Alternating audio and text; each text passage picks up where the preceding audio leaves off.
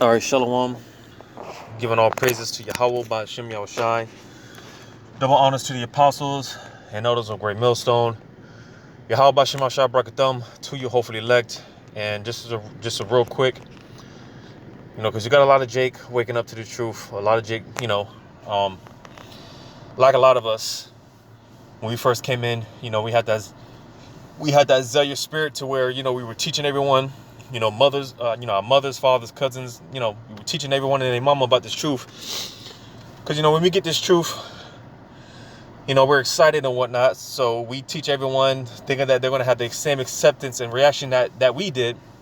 And it comes to find out it's actually quite the opposite. And with that being said, with that being said, you know, with that is going to come a lot of rejection, right? And that's actually what to expect. All right, because one thing, again, when it comes to this truth, don't expect, for the most part, as a majority, don't expect acceptance from the majority. All right, what you can expect is a rejection from the majority. You can expect to be rejected. All right, that's what's to be expected. All right, and for one thing or another thing, you can damn sure, if you're a man, if you're an Israelite man, if you're a brother, you're doing the work out there on the highways and byways and whatnot, you could damn sure, expect, or not to expect, these people to look at you as a man of the Lord. All right, you can damn sure expect that. All right, because these people, of course, especially when it comes to our own people, they're not going to look at us. They're not going to look at you brothers as men of the Lord. All right, and again, that's what's to be expected. All right, and as a matter of fact, before I get this, I'm just going to go through a few precepts. Lord's will, this is to the point, quick to the point, because for the most part, the prophets of old, man, and the men of the Lord throughout time and history, for the most part, they were rejected. All right, they were despised, and mainly by their own people. All right, and one of those accounts I'm gonna get in 1 Kings chapter 22. 1 Kings chapter 22. I'm just going to start at verse 1. It says, and they continued 3 years with it, and they continued 3 years without war between Syria and Israel. And it came to pass in the 3rd year that Jehoshaphat, the king of Judah, came down to the king of Israel. And the king of Israel said unto his servants, know ye that Ramoth in Gilead is ours, and we be still, and take it not out of the hand of the king of Syria? And he said unto Jehoshaphat, will thou go with me to battle to Ramoth Gilead? And Jehoshaphat said to the king of Israel, I am as thou art, my people as thy people, my horses as thy horses. Because at this time, the kingdom of Israel was split. After the death of King Solomon, the kingdom of Israel, split. The nation of Israel split into 2 kingdoms, right? So this is, one of those times where pretty much, the both kingdoms came together to fight and whatnot. It says, and Jehoshaphat said unto the king of Israel, inquire, I pray thee, at the word of Yahweh Ba'Shem Yahushai today. Because, it will be wise before you, pretty much get into any situation. Inquire, seek counsel, if you can, from one of the prophets. All right, if you can, right, before you got into any situation, and back in ancient times, before you went to war, before you made moves, you would inquire. You would seek one of the prophets to see what the Lord was going to say, right? Because the prophets are the spokesman for Yahweh Ba'Shem Yahushai. But it says, then the king of Israel gathered the prophets together, about 400 men, and said unto them, shall I go against Ramoth Gilead to battle, or shall I forbear? And they said, go up, for the Lord shall deliver it into the hand of the king. And Jehoshaphat said, is there not here a prophet of Yahweh Ba'Shem Yahushai, besides that we might inquire of him? All right, because you do have a lot of false leaders, false prophets, false teachers, even up until this day, man. All right, and you see the thing about, again, a real man of the Lord, a real prophet of Yahweh Shema Shai, he's not going to tell you his own words. He's going to tell you the words via Yahweh Shema Shai. And this is one of many reasons why, for the most part, the men of the Lord were rejected, all right, and despised, all right, because again, hey, we're not set up to tell you what you want to hear. We're not set up to tell you the soothing words, those comforting words, man, all right. That's not what we're about, all right.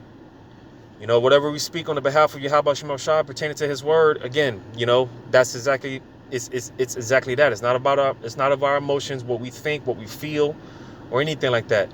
All right. It's all thus saith the Lord. And again, a lot of people, especially our people, they have a problem with that because they want to be told that America is going to get back to normal. They want to be told that, they want to be told that America is not going to get hit with missiles. They want to be told these things. But hey, again, it's all thus saith the Lord. So again, verse 7, it says, and Jehoshaphat said, is there not here a prophet of the Lord? Besides that, we might inquire of him. And the king of Israel said unto Jehoshaphat, there is yet one man, Micaiah, the son of Imlah, by whom we may inquire of the Lord, but I hate him, for he doeth not prophesy good concerning Slakia, for he doeth not prophesy good concerning me, but evil. And Jehoshaphat said, let not the king say so. So you see, man, because again, let's say the Lord gives me a vision, or how, whatever the case may be, however the Lord communicates with me that this particular individual at this particular day, in this particular time, at this particular moment, the Lord's gonna, the Lord said that, this particular individual, he's gonna get hit by a bus, Hey, it's not my words. Hey, this is what the Lord said, and because, he didn't, this particular individual didn't take the message well, he ends up, locking me up. All right. You see, that's, kind of, just to put it in a modern sense, that's, kind of the thing here. Because again, this particular prophet, he never really had anything good to say about the king of Israel. Right. I'm going to read that verse again. Verse 8, it says, and the king of Israel said unto Jehoshaphat, there is yet one man, Micaiah, the son of Imlah, by whom we may inquire of the Lord, but I hate him, for he doeth not prophesy good concerning me, but evil. And Jehoshaphat said, let not the king say so. Right? So it said, then the king of Israel called an officer and said, hasten hither Micaiah, the son of Imlah. And the king of Israel said, and the king of Israel and Jehoshaphat, the king of Judah, sat each on his throne, having put on their robes in a void place in the entrance of the gate of Samaria, and all the prophets prophesied before them. Right? Now, I'm gonna just read on down. It says, and Zedekiah the son of Shenanah made him horns of iron, and he said, thus saith the Lord, with these thou shalt push the Syrians until thou have consumed them. And all the prophets prophesied so, saying, go up to Ramoth Gilead and prosper, for the Lord shall deliver it into the king's hand. And the messenger that was gone to call Micaiah spake unto him, saying, behold, now the words of the prophets declare good unto the king with one mouth. Let thy word, I pray thee, be like the word of one of them, and speak that which is good. And Micaiah said, as the Lord liveth, what the Lord saith unto me, that will I speak. So again, when it comes to a real prophet, a real man of the Lord, he's going to speak the words, thus saith Yahweh Shema Shai. All right, because it's not of us. All right, whatsoever, man. It's not of us, man. So I don't know if this was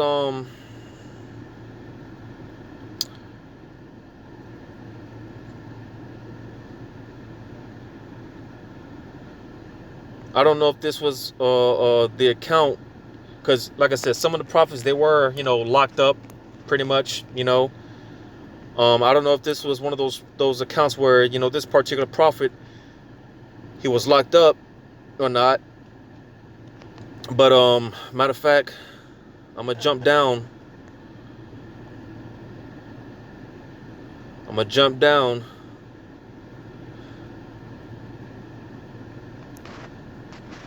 Verse 23 says, now therefore, behold, Yahweh have put a lying spirit in the mouth of all these thy prophets, and Yahweh have spoken evil concerning thee. But Zedekiah the son of Shenanah went near and smote Micaiah on the cheek and said, which way went the spirit of Yahweh from me to speak unto thee? So you see again, just to make it, another quick point on how disrespected the prophets were, how disrespected the men of the Lord were. You see, some individuals actually went as far as to actually, put hands on the men of the Lord. As far as like punching him in the face and stuff like that. Again, because Yahweh Shai, he was the greatest example of us. He was the greatest example of them all, man. Yahweh Shai, he was spat on, and they did all type of things to him. But again, just showing you, as far as for the most part, as a whole, for the most part, the men of the Lord, for the most part, man, they weren't accepted, mainly by our own people. It'd be our own people that treat us like shit, man. It'd be our own people that does us the dirtiest. So like it said here again, I'm gonna read it verse 24 again. But Zedekiah the son of Shenanah went near and smote Micaiah on the cheek and said, which way went the spirit of Yahweh from me to speak unto thee? So you see, all right, pretty much, he got punched in the face, man. So I'm gonna get another one, because like I said, I don't know if this was the particular account, but I know for sure Jeremiah was one of those prophets, man. He was locked up, Jeremiah chapter 37. Jeremiah chapter 37. And that's another thing. Like, I'm going to read verse 30. Jeremiah 37, I'm going to read verse 6. It says, then came the word of Yahweh unto the prophet Jeremiah, saying. So, again, oftentimes you will hear the word of the Lord came unto me, saying thus. You'll hear that often when it comes to the prophets, because, again, the prophets, they don't speak their own words. All right? You see, man? So, I'm going to just jump down and get to the point. Jeremiah 37. I'm going to start at verse 14. It says, then said Jeremiah, it is false. I fall not away to the Chaldeans, but he hearkened not to him. So Arijah took Jeremiah and brought him to the princes, wherefore the princes were wroth with Jeremiah and smote him and put him in prison in the house of Jonathan the scribe, for they had made that the prison. When Jeremiah was entered into the dungeon and into the cabins, and Jeremiah had remained there many days. So you see, again, just another example of when it comes to the respect level of the men of the Lord. For the most part, there is no respect when it comes to the men of the Lord. When it comes to the prophets, man, there is no respect. Again, another account where pretty much Jeremiah, he got smoked. All right. Again, probably, punched in the face or something, and he got locked up, thrown in the dungeon, man, thrown into the pit. You see, this is the respect level that the men of the Lord get. So again, ultimately, when it comes down to it, don't expect, for the most part, as a majority, don't expect these people to accept you, man. Especially if you're a brother, if you're a man, an Israelite man, and you're doing the work. All right, the spirit gets on you. More so talking to newer brothers, younger brothers, man, coming into the faith. Don't expect people to treat you like a man of the Lord. All right, don't get that don't expect people to accept you in for the most part, because hey, you're gonna be disappointed, man. Don't have high expectations for these people, because this is the type of level, this is the type of treatment you're gonna get. All right. Just disrespect to the fullest, man. You see, this is why the scriptures talk about how, hey, the Lord made our forehead strong against their foreheads, man. Because of the shit that we got to deal with, mainly from our own people, man. And then you got people that make stupid, silly comments about, because, hey, and that's another thing when it comes to the prophets, when it comes to the men of the Lord. Again, for the most part, they were always rough around the edges. Like the Apostle Paul said, though I be rude in speech, all right? Because, hey, oftentimes the prophets, they use harsh language, all right? They were rough around the edges, man. They were all steward. They were stoic, you see? And one of the reasons why is, again, the level of foolishness that we have to deal with, mainly from our own people. You see, so you come up to a man of the Lord thinking that it's going to be all peaches and creams, man. Unless you better come correct, because a lot of Jake, they like to come sideways. Well, hey, if we have to, we could take it there. We don't want to. We don't advocate violence or anything like that. But if we have to take it there, we will. Going back to what I just quoted. All right, I make thy forehead stronger against their foreheads. Again, people think that Jake could just come up to the men of the Lord and expecting us to be all soft or whatnot. No, man. If we have to take it there, we'll take it there. You come correct, we can dialect with you, but you want to come sideways, then you will get cursed out. You see? But now going to Yahushai, our greatest example. Matter of fact, before I forget, I'm gonna get this in St. John chapter 1. St. John chapter 1, talking about Yahushai, right? St. John chapter 1 verse 11, it says, he came unto his own, and his own received him not. All right. So again, hey, it be our own people, man. When we teach and when we teach our people, it's gonna be your own people that give you the most hell. All right, the people from your own nation that's gonna give you the most hell, even from your own family. You might have certain family members that may give you hell and whatnot. That's why you got to be circumspect, but you got to be wise as serpents, harmless as doves. Let's say you're living with a particular family member and they're not really with the truth. Well, hey, you gotta you pretty much you gotta figure it out, man. You can't just you can't be over righteous with it, man. You gotta figure it out. Like I said, be wise as serpents, harmless as doves, right? You may have to put on a mask or whatever the case may be, because again, obviously you don't want to be put on the street or anything like that. So, just to, again, show the point that it be our own people, man. It be our own people that give us the most hell, whether it be from your own nation or even your own family line, your own household. It be your own people. All right, just like Yahushua. I'm gonna read that again. He came unto his own, and his own received him not. Because hey, when Yahushua was on our cross, hey, they said, hey, or before they put him, when Yahushua was on trial, hey, they said, hey, it was mostly Jake that gave him up, man. Jake, for the most part, they were like, hey, crucify him, man. Kill this nigga, man. That was the attitude of 2/3 during that time. They were like, kill this nigga, man. We want, we want Barnabas. It was to the point, Jake is so wicked, man. You even had Esau, that wicked Roman Edomite, Esau. All right, he was like, listen, man, I don't find no fault with I don't find no fault with this man. Y'all want to put this man to death. I don't find no fault with this man. And that's coming from the wicked himself, just to show you the wicked mindset of our people, man. It was pretty much Jake that got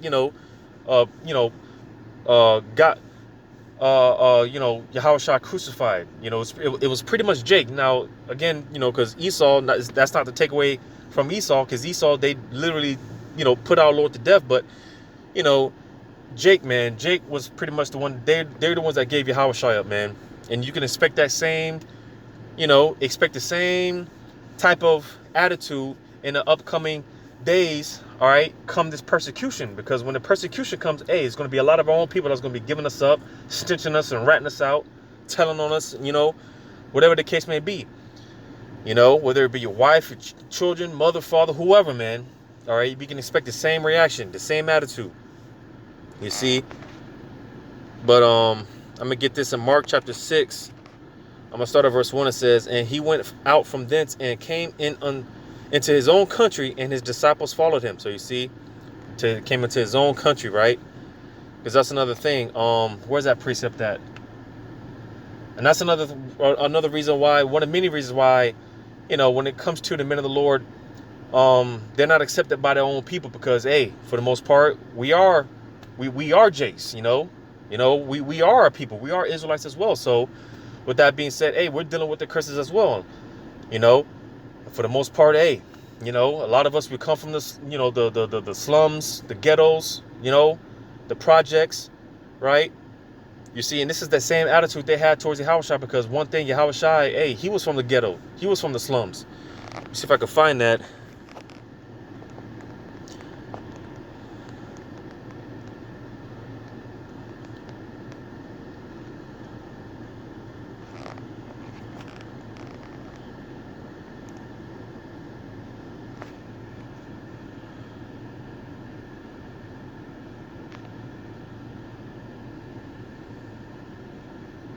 Now, when you study this region of Nazareth, all right, this is where Yahushua was from. Again, when you study this particular region during this time, it's not more than the modern day projects, all right, the modern day hood, the modern day ghetto, all right. And that's why with this statement that was made, Lord's will I could find it.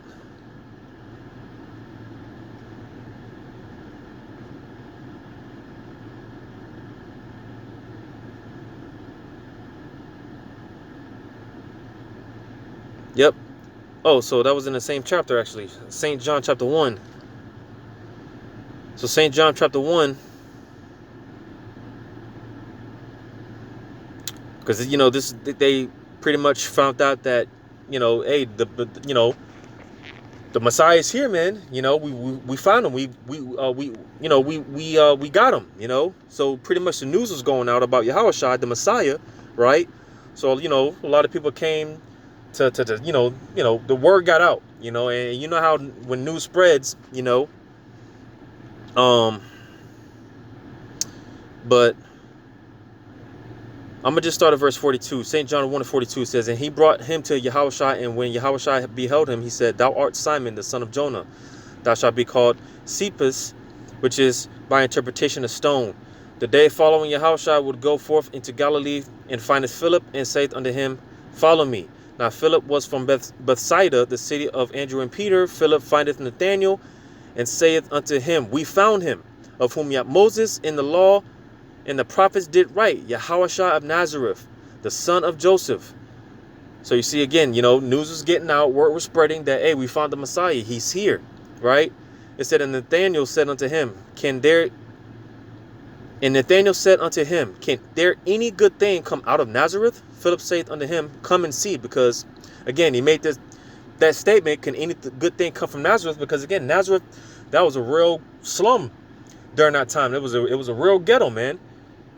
You know, you see, man, because, again, that's where Yahushua, hey, man, you know, he's not our greatest example for no reason, you know. A lot of us, we come from that, you know, the rough neck of the woods, you know, the rough parts of town. A lot of us grew up in the ghettos and the projects. Well, listen, Yahushua, he was no different, all right? And this is why, one of many reasons why Yahushua, he wasn't accepted, because he was from the ghetto, just like us, just like a lot of us, you know. Brothers come from different backgrounds and whatnot, but for the most part, a lot of us, you know, hey, a lot of us come from poor neighborhoods, you know, poor conditions, you know, whatever the case may be. Well, Yahushua, he was no different. And again, this is another reason why Yahushua was rejected. You see, and another reason being that a major controversy surrounding Yahushua and whether he was the Messiah or not, because he was actually born of a man and a woman. All right, that was a major stumbling block to a lot of Jakes, even up until this day. People still have a problem with the fact that Yahushua, he was actually physically born from a man and a woman. Joseph and Mary, they literally came together. They physically had sex to conceive Yahushua.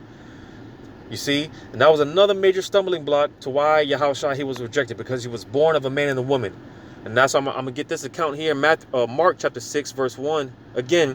And he went out from thence and came into his own country, and his disciples followed him. And when the Sabbath day was come, he began to teach in the synagogue. And many hearing him were astonished, saying, from whence have this man these things? Because, you know, Yahushua, he didn't go to any theological school or anything like that. All right. You see, it don't matter how much, you know, time and resources you spend at these theologian schools, man. All right. If the spirit of Yahweh Shema Shah is not dealing with you, then you don't know nothing, man. You know. You see, but it says, from whence have this man these things? And what wisdom is this which is given unto him, that even such mighty works are wrought by his hands? Is not this the carpenter, the son of Mary, the brother of Joseph and Joseph, and of Judah and Simon? And are not his sisters here with us? And they were offended at him. You see? So, again, when it comes to Yahushua, listen, Yahushua, he had brothers, he had sisters, he had siblings. And again, mainly he had a mother and a father. All right? And another thing, on top of that, because I believe there's another account that talks about how, hey, they refer to Yahushua. Isn't this guy's the Messiah? Isn't that Joseph's son? Isn't that the carpenter's son? That's Joseph's son. You know, because back during this time, those particular names, Joseph and Mary, those were pretty common names during that time. So again, another major stumbling block, the fact that Yahushua, he was a literal offspring of the literal product, I'll say, of a man and a woman. All right, he was known as the carpenter's son, man. He was Joseph's son. That's Joseph's son. To put it in modern days terms, hey, you hear about, so let's say you hear about a Jake, going into the big leagues, right? They made it to the NBA, right? And you hear about how little JJ, oh, he actually got a contract, he got a contract with the Miami Heat. Oh, you talking about little JJ from that used to live on such and such down the street? Ain't that little Ricky's son, and ain't that little Ricky's boy? Little Ricky's boy and them, ain't that, just to put it in modern terms, that's pretty much how they looked at Yahushua. That's Joseph's son. Ain't that the carpenter's son?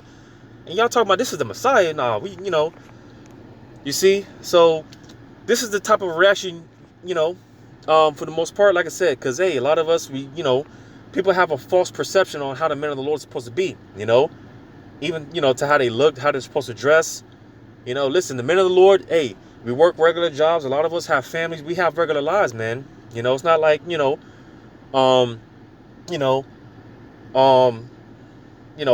just on cloud nine somewhere. We just when it's time to do videos, or when it's time to go out there in the highways and byways, we just pop out of the clouds and do our thing, then go back into the heavens. No, man, we're men, all right.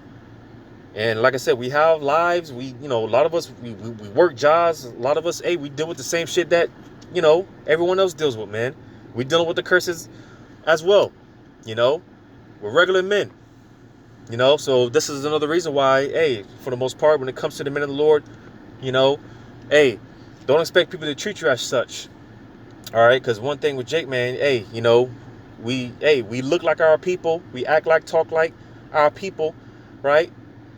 And sometimes you actually hear Jake say that, man. Hey, you look just like me. We try to tell, we try to teach our people and whatnot, and man, y'all look just like me. You ain't no better than me, Jake. They get offended, just like they were with Yahushua. They get offended, when it's not even about it. It's not even a competition thing, or it's not even a thing about saying I'm better than you. No, man, we're just trying to tell our people to repent, man, and get right. But Jake, oh, you look just like me. You dress just like me. You talk just like me. Who are you? You ain't better than me, and that's not what we're saying.